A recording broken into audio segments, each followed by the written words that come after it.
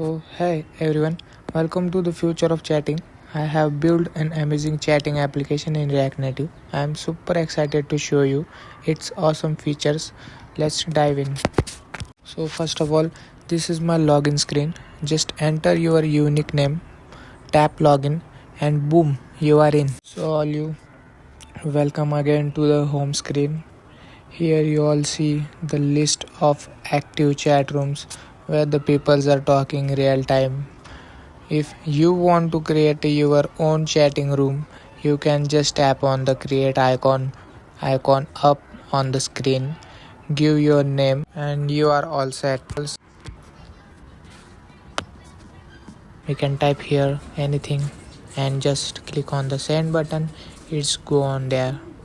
That's it. So let's come back to our home screen. See your list are created or not. Just scroll and this is our screen. Just tap to join and see the chat screen.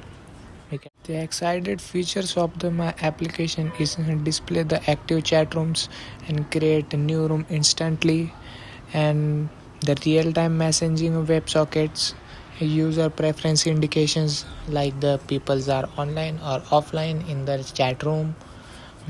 That's it.